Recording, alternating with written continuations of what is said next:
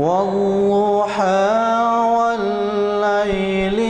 إذا سجى ما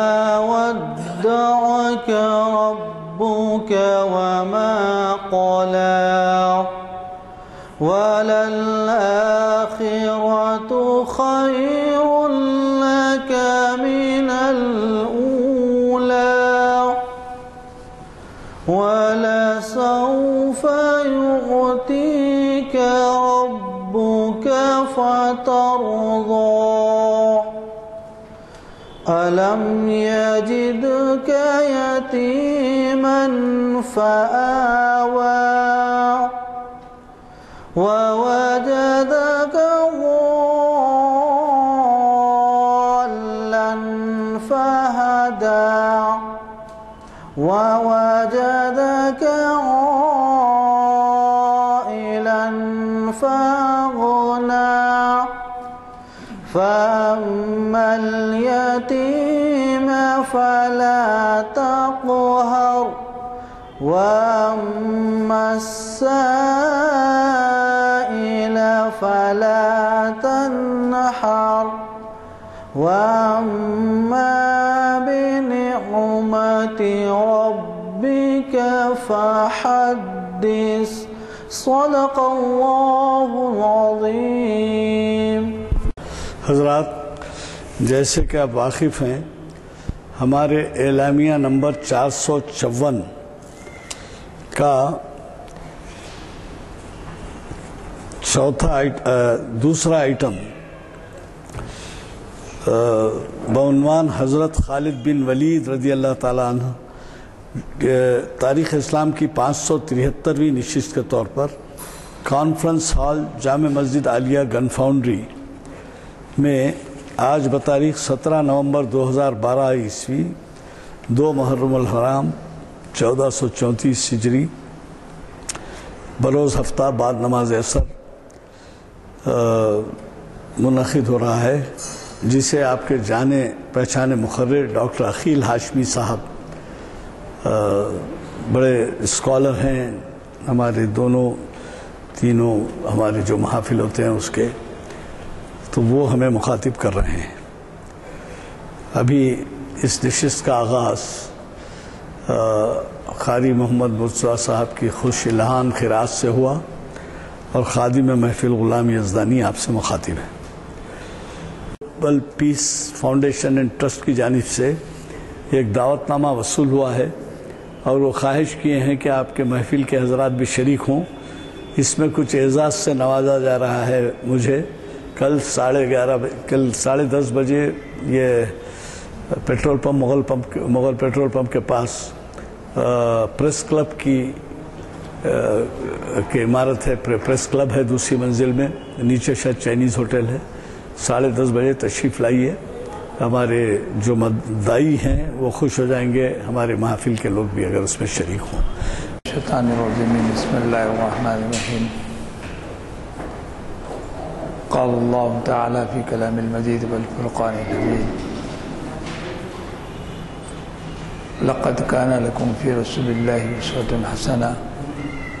صدق اللہ مولانا العظیم۔ وفی مقام آخر، ان اللہ وملائکتہ یصلون علی النبی یا ایھا الذین آمنوا صلوا علیہ وسلموا تسلیما، اللہم صلی علی سیدنا مولانا محمد وآلہ وصحبہ وسلم۔ بزرگوں، دوستوں، تاریخ اسلام کی اس نشست میں آج اسلامی سپہ سالار حضرت خالد بن ولید رضی اللہ تعالی عنہ سے متعلق آپ کی اس خدمت میں کچھ باتیں گزار کروں گا۔ سچ بات تو یہ ہے کہ ہر قوم کی ایک تاریخ ہوتی ہے، اور مسلمانوں کی تاریخ کا تعلق رسول اکرم صلی اللہ علیہ وسلم کی حیات طیبہ سے ہے۔ گو کہ اس سے پہلے بھی عرب کی تاریخ ہوگی، لیکن جو عظمت اور جو حقیقت اور جو تفصیلات واقعات کی بنیاد پر اسلام کی تبلیغ اور اس کی اشاعت کے سلسلے میں رسول اکرم صلی اللہ علیہ وسلم کی حیات طیبہ کی روشنی میں تاریخ اسلام کے جو واقعات ہمارے سامنے آئے وہ اپنی جگہ اس قدر اہم اور غیر معمولی ہیں کہ ان سے واقفیت کا رکھنا ہر مسلمان کے لیے ایک دینی فریضہ بھی ہے۔ اصل بات، جیسا کہ ابھی میں نے قرآن کی آیت آپ کے سامنے تلاوت کی، پروردگار عالم نے رسول اکرم صلی اللہ علیہ وسلم کی حیات طیبہ کے بارے میں ارشاد فرمایا، لقد کان لکم فی رسول اللہ اسوۃ حسنہ، کہ ہم نے تمہاری زندگیوں کے لیے ایک رول ماڈل جسے کہتے ہیں،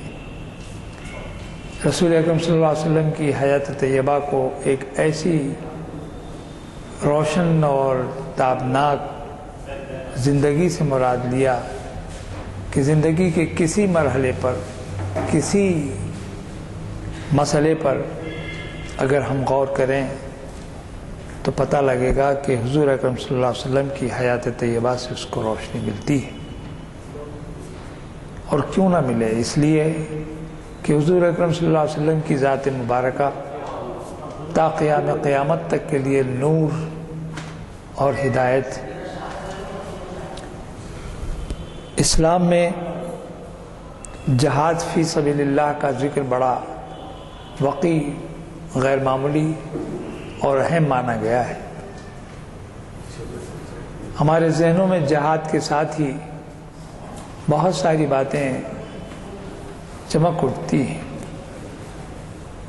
لیکن اسلام میں جہاد کا جو مفہوم پیش کیا گیا وہ صرف قتل و خون یا لڑائی مار کٹار نہیں، بلکہ شر کو خیر پر غالب نہ ہونے دینے کا ایک جذبہ بھی ہے۔ اس کے تحت رسول اکرم صلی اللہ علیہ وسلم کی حیات طیبہ پر غور کریں تو آپ سرکار دو عالم صلی اللہ علیہ وسلم نے جہاد کے سلسلے میں ایک موقع پر فرمایا، جبکہ آپ ایک غزوے سے تشریف لا رہے تھے، کہ آپ نے فرمایا کہ ہم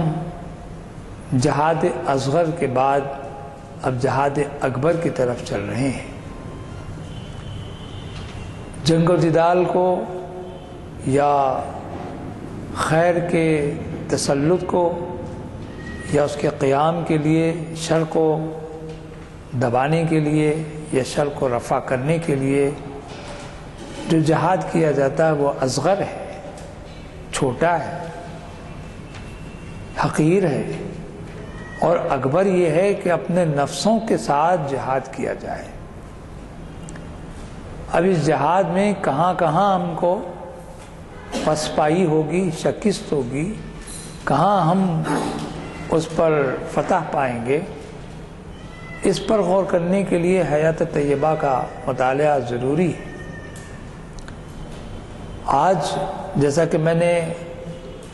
خود عنوان دیا کہ حضرت خالد بن ولید رضی اللہ تعالی عنہ ایک ایسے صحابی ہیں کہ جن کے نام نامی کے ساتھ ہی جنگ کا میدان ہمارے سامنے آ جاتا ہے۔ کافروں کی لڑائی اور اسلام کا بول بالا، ہمہ اقسام کی سمجھے لڑائیاں ہوتی ہیں، تلوار ہے، جنگ کے کئی ہتھیاروں کا استعمال ہے، ان سب کے باوجود جو بہادری، جو جرأت، جو بے باکانہ انداز، جو مجاہدانہ فکر اور سرفروشانہ طریق ہمارے سامنے آتا ہے، تو پھر اقبال کی زبان میں اگر میں کہوں تو کافر ہے تو تلوار پہ کرتا ہے بھروسہ، کافر ہو تو تلوار پہ کرتا ہے بھروسہ، مومن ہے تو بے تیغ بھی لڑتا ہے سپاہی۔ کبھی آپ نے غور کیا کہ بے تیغ کیسا لڑا جاتا ہے؟ تلوار ہو تو لڑائی ہوگی، لیکن یہ بے تیغ کا لڑنا کیا ہے؟ اس پر غور کرنا بہت ہمارے اکابرین، ہمارے علماء، ہمارے محدثین، ہمارے مبلغین، اولیاء اللہ نے مومن کی جو شان بتلائی ہے وہ شان اس قدر اعلیٰ درجے کی ہے کہ نفس پر غلبہ ہو جائے، نفس پر قابو پا لیں تو پھر آپ کے سامنے یہ دنیا ہیچ ہے۔ یہ دنیا کی ساری لڑائیاں، دنیا کی ساری تگ و دو سب بیکار سے نظر آتی ہیں، اور آپ ایک عظیم فاتح کی حیثیت سے نظر آئیں گے جب آپ اپنے نفس پر قابو پا لیتے ہیں۔ یہ ایک الگ عنوان ہے کہ نفس پر کس طرح قابو پایا جائے۔ وہ نفس کیا ہے؟ کہا شاعر نے، نہنگو اژدہو شیر نر مارا تو کیا مارا، بڑے موذی کو مارا، نفس امارہ کو گر مارا۔ یہ نفس امارہ کیا ہے؟ پھر اس کے بعد اہل اللہ نے نفسوں کی قسمیں بھی بتا دیں کہ ایک نفس نفس امارہ ہے، شریر نفس ہے، اور ایک نفس ہے جس کو نفس لوامہ کہا جاتا ہے، اور ایک نفس ہے جس کو نفس ملہمہ، اور پھر ایک اور نفس ہے جس کے بارے میں قرآن میں اللہ تعالیٰ فرماتا ہے کہ وہ نفس مطمئنہ ہے۔ یہ نفس کی عجیب تفصیلات ہیں، یہاں مجھے اس پر گفتگو کرنا نہیں ہے، چونکہ ایک بات میرے ذہن میں آئی تو میں آپ کے سامنے عرض کر دیا کہ اسلام میں جہاد یا مجاہدے کی جو کیفیت ہے، اس کیفیت کو حقیقی انداز میں سوچنے اور سمجھنے کی ضرورت ہے۔ ہمارے پاس شر کو غالب ہونے کی جو کیفیت پیدا ہو گئی ہے آج، اس کو خیر سے بدلنے کی کیفیت پیدا کرنے کی ضرورت ہے۔ شر کو غالب نہیں ہونا چاہیے، خیر کی منزلوں میں ہمارے پاس کام ہونا چاہیے، اور رسول اکرم صلی اللہ علیہ وسلم نے اپنی حیات طیبہ سے یہ ثابت کر دیا، یہ ہدایت دی، یہ رہنمائی کی، یہ رہبری کی کہ حفاظت خود اختیاری کی جب بات آئے گی تو تم کو سپر بہت ہی تیاری کے ساتھ کھڑے رہنا پڑے گا۔ حفاظت خود اختیاری کا اختیار اسلام کے پوری تاریخ کو دوہرا دیجئے، غزوات نبوی صلی اللہ علیہ وسلم پر غور کر لیجئے، اور پھر اس کے بعد والے ادوار میں بھی غور کر لیں تو معلوم ہوا کہ اہل اسلام نے کبھی پہل نہیں کی جنگ و جدال میں۔ ہاں، مدافعت کے اعتبار سے، روکنے کی غرض سے، شر کو غالب نہ ہونے کے دینے کے لیے اپنے حفاظت خود اختیاری کو ذہن میں رکھتے ہوئے تیار ہوئے۔ رسول اکرم صلی اللہ علیہ وسلم مکی زندگی پر آپ غور کر کے دیکھیں تو معلوم ہوا کہ وہاں حضور اکرم صلی اللہ علیہ وسلم کا اسوہ مبارک یہ تھا کہ سہ رہے ہیں، مصیبتوں کو سہ رہے ہیں، مگر جب مدینہ تشریف لائے تو وہاں سے یکسر بات بدل گئی۔ تو مدینے میں جو کیفیت پیدا ہوئی تو اس میں اپنے آپ کی عظمتوں کے ساتھ اسلام کی عظمت اور حق کے بول بالے کے لیے آپ نے ایسی پالیسیاں یا ایسا لاہی عمل استعمال کیا، اختیار کیا کہ جس کے نتیجے میں جنگ بدر بھی ہوئی، جنگ احد بھی ہوئی، جنگ حنین بھی ہوا، اور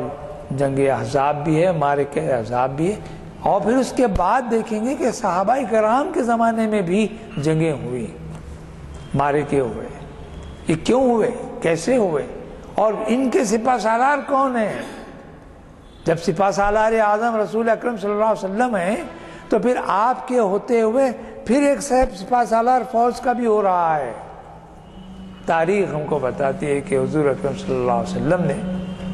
اپنی حیات طیبہ میں جب معرکے کے لیے فوجوں کو روانہ کرتے، مجاہدین کو روانہ کرتے، تو ان کا ایک سردار یا ان کا ایک سپہ سالار یا ان کا ایک امیر مقرر فرماتے ہیں۔ تاریخ میں آیا ہے کہ حضرت خالد بن ولید ہی نہیں بلکہ حضرت فاروق اعظم بھی ہے، حضرت ابوبکر صدیق رضی اللہ تعالیٰ عنہ بھی ہے، حضرت ابو عبیدہ بن جراح کا نام بھی ملتا ہے، اور حضرت زید بن حارث، زبیر بن عوام، یہ ایسے صحابہ کرام ہیں کہ جن کا تعلق سپاہیانہ زندگی کے ساتھ، مجاہدانہ زندگی کے ساتھ رسول اکرم صلی اللہ علیہ وسلم کے قریب ترین صحابیوں میں سے شامل ہے۔ یہاں میں حضرت ابوبکر صدیق، حضرت عمر، حضرت ابو عبیدہ بن جراح یا حضرت زبیر بن عوام، ان کے درمیان جب حضرت خالد بن ولید کا ذکر آ رہا ہے ان کے بارے میں عرض کروں گا۔ ابھی میں نے مکی زندگی کے بعد مدنی زندگی کی طرف اشارہ کیا تو آپ کے ذہنوں میں ہوگا کہ رسول اکرم صلی اللہ علیہ وسلم تشریف لائے مدینہ، اور پھر پہلے ہی جو پہلا معرکہ ہوا وہ جنگ بدر کا تھا۔ جنگ بدر کا جو واقعہ ہے یا غزوہ بدر کا جو معرکہ ہے اس قدر تاریخ ساز ہے کہ پروردگار کے محبوب رحمت اللہ عالمین صلی اللہ علیہ وسلم بارگاہ پروردگار میں دعا فرماتے ہیں کہ اے بار الہ کہ آج اگر یہ 313 صحابی اور تیرے نام لیوا اگر اس سرزمین سے مٹ جائیں خدا نخواستہ تو قیامت تک تیرے نام کی بلندی اور سرفرازی کے لیے کوئی اور نظر نہیں آئے۔ نتیجہ کیا ہوا؟ آپ نے تاریخ پڑھا، قرآن پڑھا، آپ نے سیرت النبی صلی اللہ علیہ وسلم کے اوراق کو کھنگال دیے تو معلوم ہوا کہ نصرت خداوندی کا نزول ہوا۔ کیسا ہوا؟ الم تری کیف فعل ربک باصحاب الفیل، وہ وہاں کا معاملہ تھا ابرہہ کا، اور یہاں فرشتوں کا نزول ہو رہا ہے جنگ غزوہ بدر کے موقع پر۔ وہاں سجیل کنکریوں کے ذریعے سے اس دشمن دین کو حضور اکرم صلی اللہ علیہ وسلم کی بعثت سے پہلے کا واقعہ ہے وہ، اور یہاں جنگ غزوہ بدر کا تو معاملہ یہ ہے کہ فرشتوں کا نزول ہوا اور 313 نہتے، کہ کسی کے پاس تلوار ہے تو نیام نہیں، کسی کے پاس بھالا ہے تو ٹوٹا اس کا پھل ہے، لکڑی جو اس کی ٹوٹی ہے، گھوڑا ایک، 2 اونٹ، 1-2 گھوڑے، اور سوائے پیدل سواروں کے کوئی نہیں۔ اس بے سر و سامانی کے عالم میں 1000 کے لشکر پر فتح یاب ہونا نصرت خداوندی کا ہی ظہور تھا۔ اور مگر اس کے فوری بعد اچھا ایک اور بات بھی ہے تاریخی اعتبار سے کہ بدر کی جو لڑائی ہے، بدر کا جو معرکہ غزوہ ہوا وہ مدینے سے قریب 80 میل فاصلے پر ہوا تھا، جبکہ غزوہ احد کا جو معاملہ ہوا ہے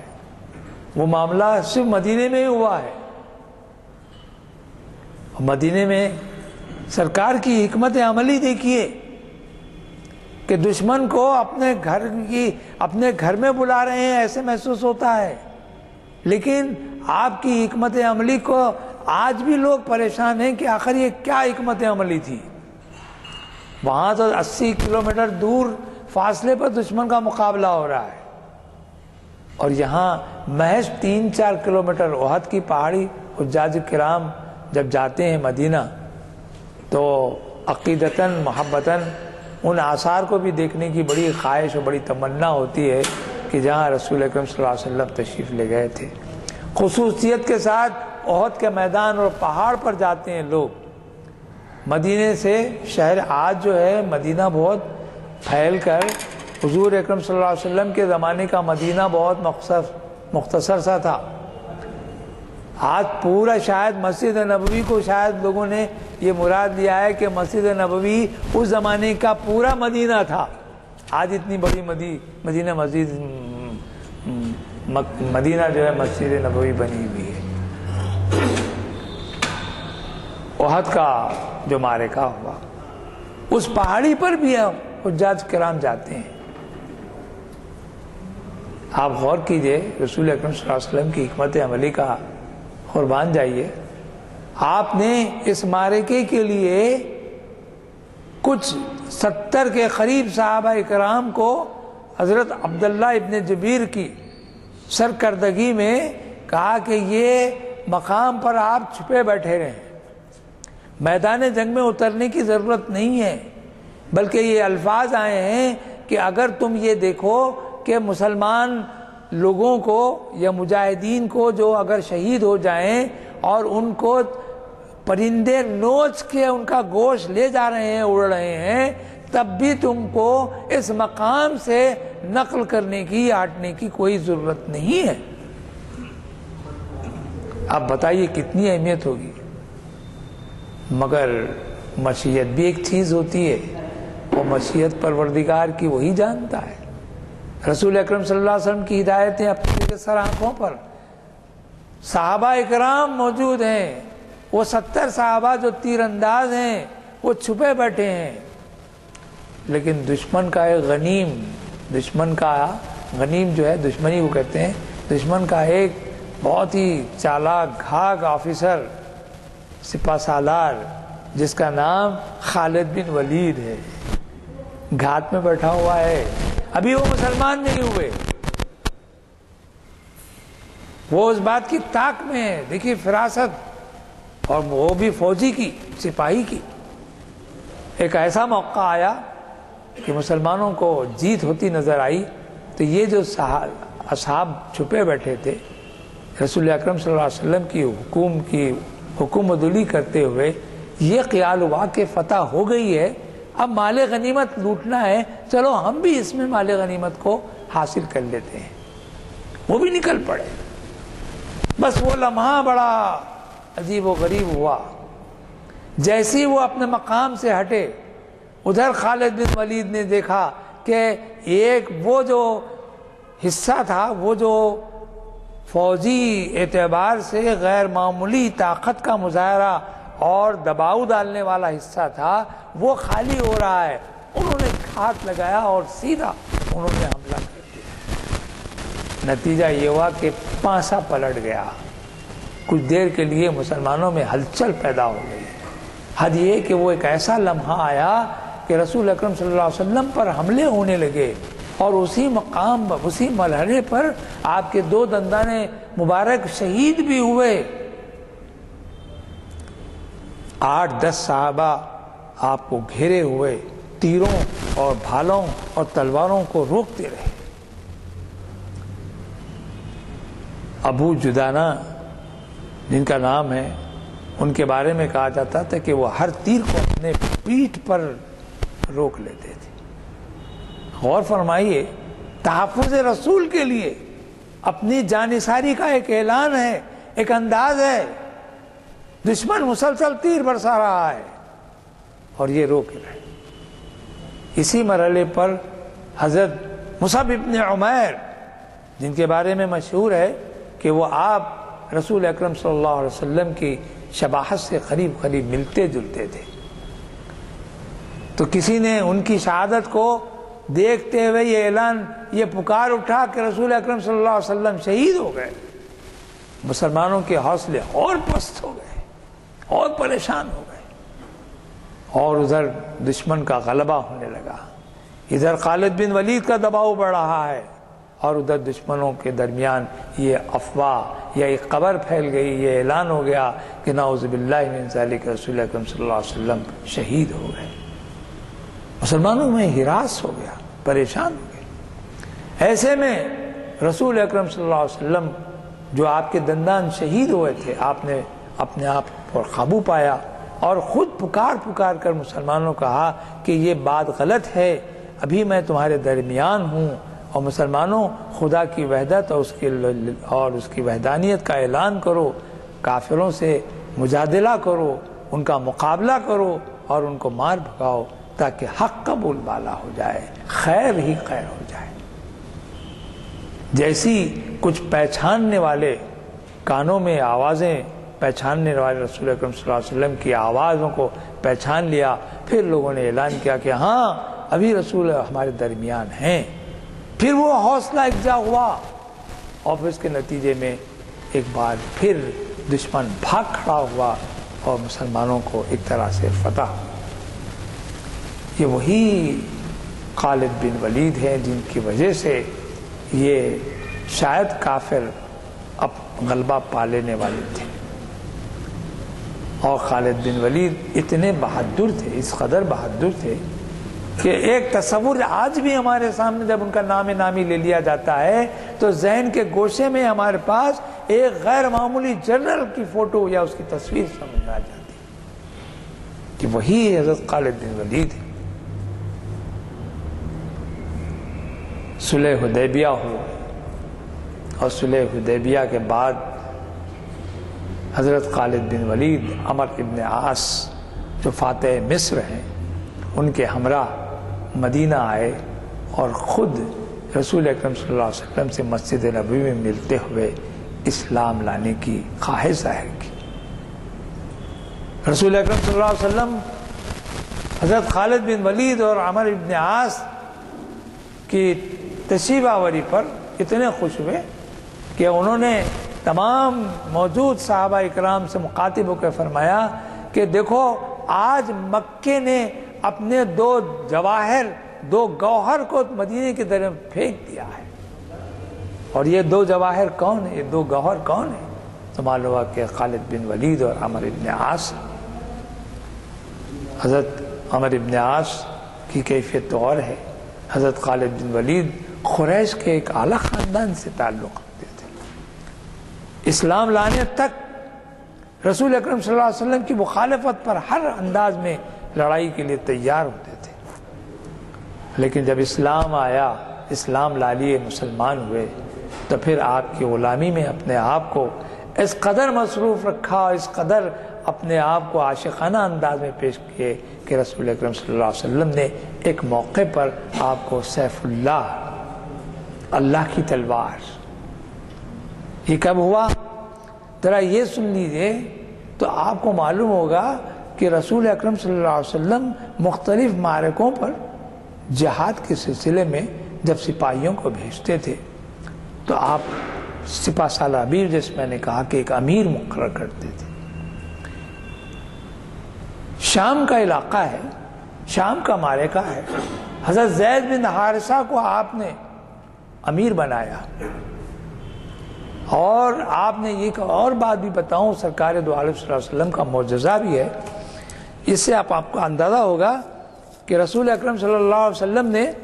ارشاد فرمایا کہ دیکھو اس مہم کے دوران ایک عجیب واقعہ ہوگا۔ کیا ہوگا؟ کہ تمہارے امیر، تمہارے سپہ سالار یا تمہاری فوج کا جو امیر ہے، امیر العساکر یعنی فوج کا سردار، عسکری فوجی کو کہتے ہیں، شہید ہوگا۔ زید بن حارثہ جب شہید ہو جائیں گے اس مقام کے بعد، دیکھیے اسلام میں جھنڈا بھی ہوتا ہے نا، ہمارے پاس بعض لوگ پوچھتے ہیں مجھ سے کہ یہ جھنڈا کب سے ہے، کیا رسول اکرم صلی اللہ علیہ وسلم کے زمانے میں جھنڈا تھا، فوج کا جھنڈا تھا یا نہیں تھا، اور فتح مکہ کے وقت کون سا جھنڈا تھا؟ لوا کہتے ہیں جھنڈے کو، چھوٹا جھنڈا، اور رایت کہتے ہیں بڑے جھنڈے کو، رے الف یہ تے رایت، لوا کہتے ہیں جھنڈے کو، لیکن سفید جھنڈا جو ہوتا ہے، جو بڑا ہوتا ہے، وہ رایت ہوتا ہے، اور پھر لوا جو ہوتا ہے چھوٹا ہے، کالا اور سفید دھاریاں والا جھنڈا ہوتا ہے۔ یہ دونوں جھنڈے اسلام میں ٹکڑیوں کے طور پر جھنڈا استعمال ہوتا تھا، اور تو اور حضرت بی بی عائشہ صدیقہ رضی اللہ تعالی عنہ ام المومنین کی چادر مبارک جو کالی سیاہ تھی اس سے بھی ایک جھنڈا بنایا گیا تھا اور اس کو عقاب کہا جاتا ہے، العقاب۔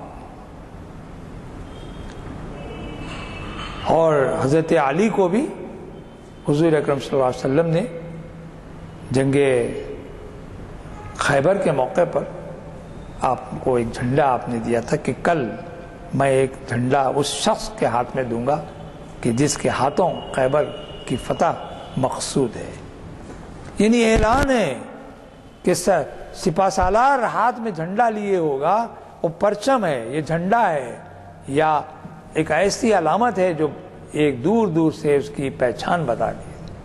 تو رسول اکرم صلی اللہ علیہ وسلم نے فرمایا کہ زید بن حارثہ کے ہاتھ میں جو جھنڈا رکھا امیر ہے، امیر العسکر، وہ شہید ہو جائیں گے تو پھر ان کے بعد ابو عبیدہ بن جراح آئیں گے، ان کے ہاتھ میں جھنڈا ہوگا، وہ بھی شہید ہو جائیں گے، اور پھر ابو عبیدہ بن جعفر طیار، جعفر ابن ابی طالب،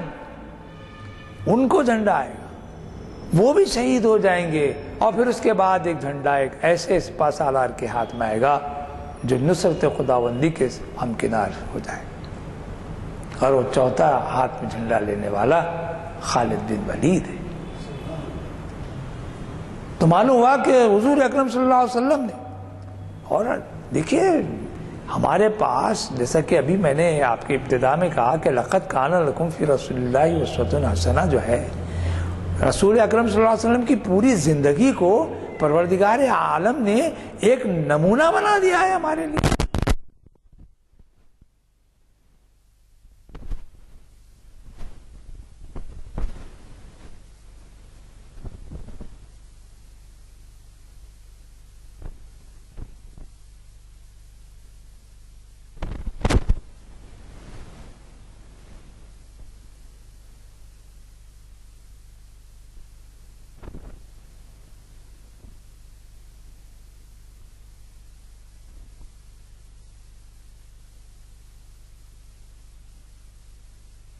قرآن نہیں پڑھا، کانا وہ قرآن بالکل قرآن ہی تو زندگی تھی سرکار کی۔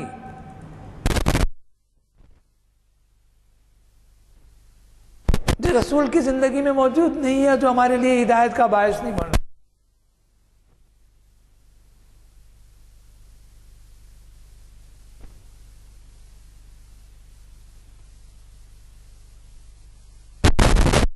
یہ شہادت گہے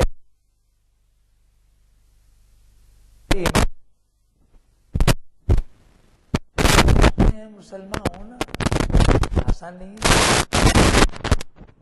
بعض لوگ یہ شہادت گئے الفت، آپ کو اندازہ ہونا چاہیے کہ مسلمان ہونا اتنا آسان نہیں ہے، یہاں تو سر ہتھیلی پر لے کر چلنا پڑتا ہے۔ تو معطا کا مقام پر عیسائیوں سے لڑائی ہے، حضرت زید بن حارثہ شہید ہوئے، حضرت جعفر ابن ابی طالب شہید ہوئے، ابو عبیدہ بن جراح شہید ہوئے، اور خالد بن ولید وہ رعایت آیا، وہ جھنڈا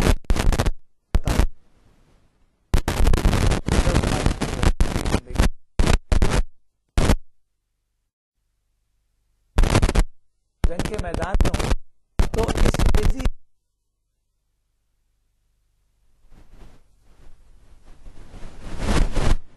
کہ میں شہید ہو جاؤں اور شہادت کا مرتبہ پا جاؤں۔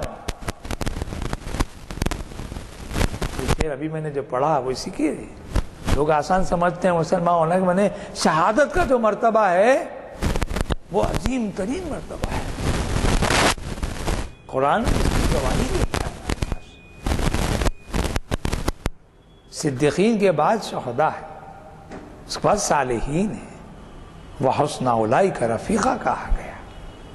تو سوال یہ ہمارے پاس، حضرت خالد بن ولید سے کسی نے پوچھ لیا کہ خالد یہ بتائیے کہ آخر اس قدر بے محابہ جرأت کے ساتھ اور بے دریغ نڈر بے باکانہ انداز میں آپ جنگ کے میدان میں کود جاتے ہیں، آخر کیا آپ کو موت سے ڈر نہیں لگتا؟ تو آپ نے کہا کہ میں ولولہ شہادت اور شہادت کے شوق و ذوق میں جنگ کے میدان میں کھل جاتا ہوں کہ مجھے شہادت نصیب ہو جائے. مگر جب آپ کا وصال ہوا تو آپ کو اندازہ ہوگا وہ بستر مرگ پر پلنگ پر پڑے ہیں، وہ موت اسی وقت آئی. شام کا علاقہ ہے، حمص آج بھی علاقہ مشہور ہے، وہاں آپ کی قبر بھی ہے اور وہاں آپ کی تدفین بھی ہوئی، وہاں آپ کا انتقال ہوا شام کے علاقے میں. تو آپ سے پوچھا گیا کہ آخر آپ بستر پہ مر رہے ہیں، آپ کی موت یہاں آ رہی ہے. تو بولے مجھے رہ رہ کے اس بات کا افسوس ہے کہ میں جنگ کے میدان میں شہید کیوں نہیں ہوا، حالانکہ بے دریغ میں جو ہے جنگ کے میدان میں چلا جاتا تھا تاکہ شہادت پا جاؤں. یہ کیسا ولولہ ہے، کیسا جوش ہو، کیسا جذبہ اور کیسا شوق ہے.